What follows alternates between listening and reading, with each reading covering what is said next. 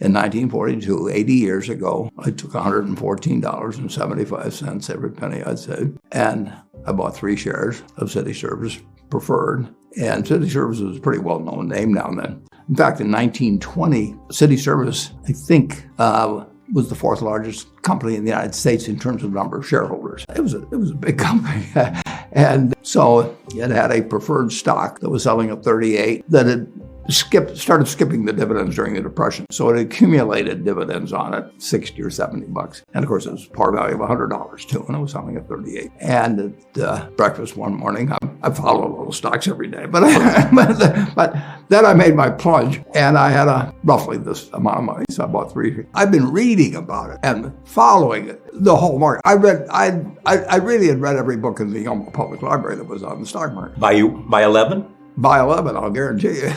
And some of them twice. I started out reading the ones in my dad's office, and I just loved to read. I read other things too, but I knew more when I was 11 than I know now. I mean, in terms of the actual mechanics of the stock. I mean, I don't know what happens when I put an order in. I mean, it gets in the machinery of the way orders are executed now. I would know if I sat and worked in a trading room for a day or two, but I don't really know the mechanics as well of what happens when an order is processed today as I did when I was 11. What is it you enjoyed the most about it? Because you don't pick stocks, you pick companies. Yeah, but when I was 11, I picked stocks. I had the whole wrong idea. I was interested in watching stocks, and I thought stocks were things that went up and down, and I charted them. I read books on technical analysis. I read Edwards and McGee. I think that was the classic then.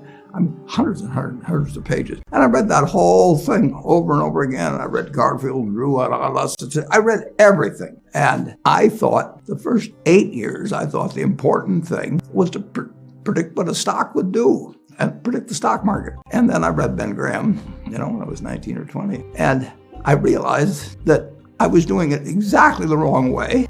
But it didn't hurt that I had that background and everything. And I rejiggered my mind when I read the book, The Intelligent Investor. And from that point, I never bought another stock. I bought businesses that happened to be publicly traded, but I became an owner of a business. I did not care whether a stock went up or down the next day or the next week or the next month or the next year, and I didn't have any idea what it would do. I didn't know what the stock market would do, but I knew businesses. I've asked people about your genius, whatever we describe it. I'm a bright guy who's terribly interested in what he does, so I've spent a lifetime doing it. I've surrounded myself with people that bring out the best in me, and you don't need to be a genius in what I do. That's the good thing about it. If I went into physics, a whole lot of other subjects, I'd be an also-ran. But I am in a game that you don't need. You probably need 120 points of IQ, but 170 doesn't do any better than 120. It may do worse, probably do worse, but you don't really need brain. What do you need? You need the right orientation. 90% of the people, I'm pulling a figure out of the air, but 90% of the people that buy stocks don't think of them the right way. They think about something that they hope goes up next week. And they think about the market as something they hope goes up. And if it's down, they feel worse. I feel better. And what do you think I think about what the company's going to be worth 10 or 20 years from now. And I hope it goes down when I buy it, because I'll buy more. When I want to do something, I always want to do it big. What does that mean? Put my whole net worth in City Service Preferred. $120. $114.75. Right. I put my whole net worth in, and I've never, since that day, March 11th, 1942, I have never had less than 80% of my money in American business. You can call them stocks. Or equities. But I see them as American business. I've owned a piece of American business for at least 80% at all times. I don't want to own anything else. I want to own a home and things my family wants and all that. But owning 5 homes doesn't mean anything to me, because I can be happy in one home, and there's a certain amount of things that go wrong with everything. And if I got 2 homes, I know I've got more problems and I don't have more happiness.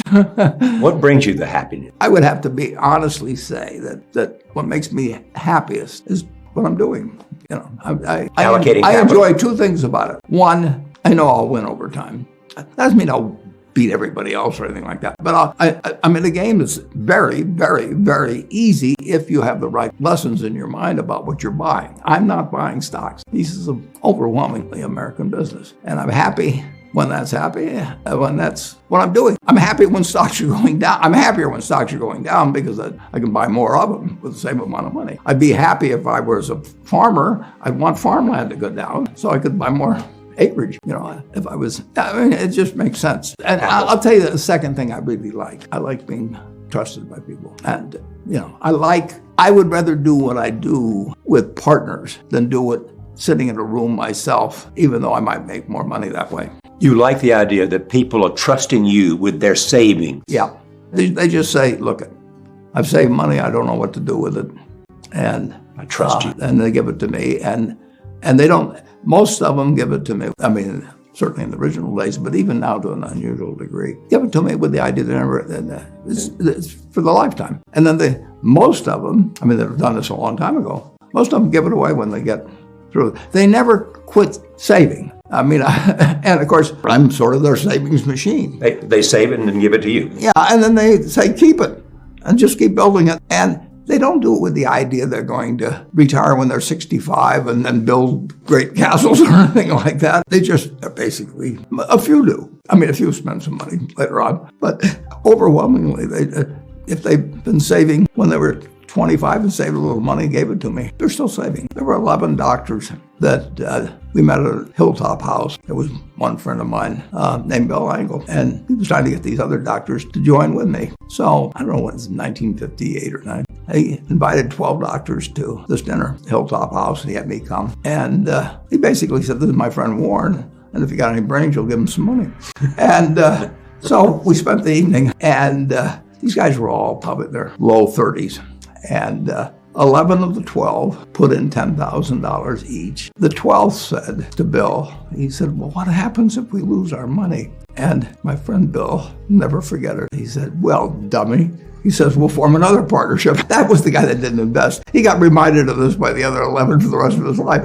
And those people stuck with me. And one of them died in the last year. It's a friend of mine to the end, at 101. And his name was Stan Truls, and he came from a little town of about 300 people near Omaha, and he became an ophthalmologist and a super wonderful guy in every way. He helped all his fellow doctors, and you couldn't find a finer guy than Stan. But 2 of the other 11, 2 of them are still alive. The money and the amount of money, they haven't built, they could have done anything. They could have lived bigger than anybody, but they went with the lives they liked. And so have you. Yeah. So have you. Yeah. You live in the same house you've lived in for... I've lived in the same house. I bought it in 1958. So it's 63 or 64 years. Quarter of the life of the country. I've lived a quarter of the life of the country in one house. And I like being 5 minutes from the office, too. Just think if I'd had a 35-minute commute. I've gone to the same office now since January of 62. It's been 60 years. And let's say I save 30 minutes every day in commute, each way.